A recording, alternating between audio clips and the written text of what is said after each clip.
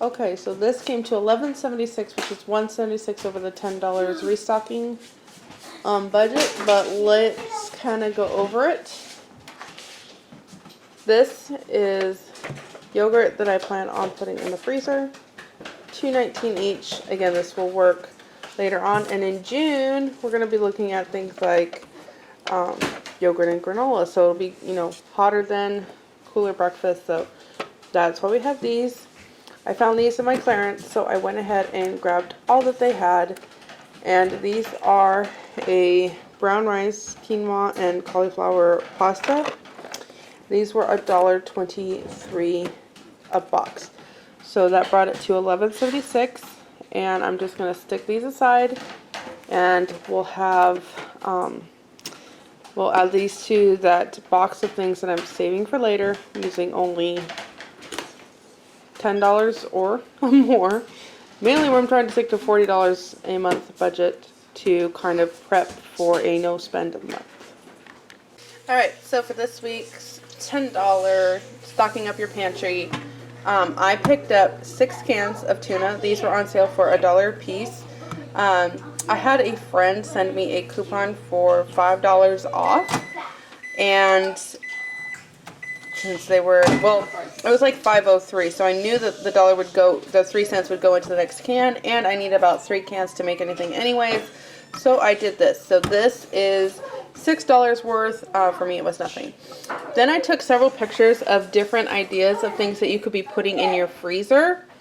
I personally did not purchase any, which is why you don't see anything here, because I'm trying to clean out my freezer. However, in doing like the $10 a month, when you're grocery shopping, if you needed to buy a pound of ground turkey at $4.99, grab an extra pound. If you needed, whatever, just grab something extra in terms of meat. There was whole chickens. These actually weren't that great of a price, but keep your eye out. Sometimes there's sales on the chicken, 99 cents a pound. Great price. More recently in the comments, I'm seeing how pantry challenges really just don't save you any money. It doesn't if you're replacing every single thing in your pantry with the stuff you've used. However, the best thing about the pantry challenge is to make sure that you are using up the food that is not getting used. Not that you're setting aside, not that you're basically creating a rotating pantry, but stuff that is not getting used.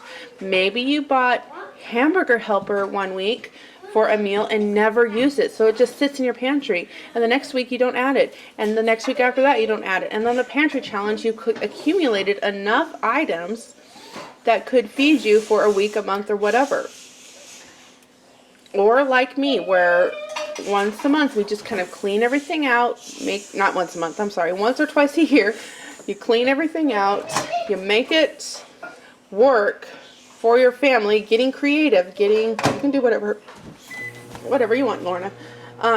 You get creative, you do whatever you need just to kind of save some money. And if I'm spending $160 and not spending anything else the rest of that month, I'm still saving money, especially at a $250 budget. The next month, does it really save me any more money? Well, for example, in January and February, when I didn't really do a huge stock-up haul, and I spent $100 more, $150 more, that means for 1 month, I only spent $150 for groceries. And remember, my grocery budget includes everything that's, that I have to purchase at the stores minus clothing. It may not work for some, but it may work for others, and I am one that it definitely works for. The numbers add up better. If it doesn't work for you, then you might have a system where it just doesn't. It does work for me. So if it doesn't work for you, don't do it. If it's something that you're like, oh yeah, I really need to clean out the pantry, and trust me, I have been to houses where they're like, oh my gosh, I didn't realize I had this much food. Having a pantry challenge is a great opportunity to do that. Okay, I will end here, and we will share with you next week what we picked up. So one of the things that we purchased kind of as a restock was some of our olive oil, and I decided that this week I was going to buy an extra one to put aside for the pantry challenge. Again, the pantry challenge just means that I will be aiming at not going to the grocery store that month. So having some fats will be a really good idea. And so this was the cheapest. It's $10.46 at Walmart. And so I just grabbed one and I will put it in the back part of the pantry. Again, this is a very deliberate thing.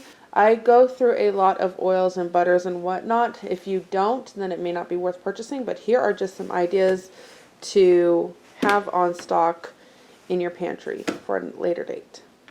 Alright, here is, I think, the 4th week in March, what we're going to do for our $10 this week. This week I was really thinking about things like lunches. So lunches are probably the hardest thing that I have to come up with. We've got homeschool, we've got family chores, things like that. Lunches are the kind of, oh, I got to break away and do this, and then got to get back into the routine. So anyway, I decided to go for quick and easy lunches to kind of just prepare for. Those are also the things that during a pantry challenge, you know, if we're going to be doing like January and February, you can do things like soups, not a problem. During July, you're gonna June, July, you're gonna kind of want to kind of think about the season at that time. Not only is soup's going to be really hot, but you know, June, July, it's summer vacation. So if you don't homeschool, you've got kids home more, you probably have summer activities, certain things like that. Here's where this comes in. This was approximately $10. I took a picture for you, and I'll share with you kind of the pictures I took for the canned chili. The Walmart brand was more expensive than this brand, so I grabbed this brand, I believe, at $1.36 per can. We have about $4 here. These were 2 for $7, basically $3.50 each. Yes, there are cheaper hot dogs you can grab. I just grabbed these. These ones are a little bit fatter. These ones are the thinner ones. And these will go in my freezer because they will not last until June. Remember, if you want to see the other video, I'm kind of thinking ahead to June is when I want to do my next pantry, like really focus on the pantry clean out. And these are only good till about April.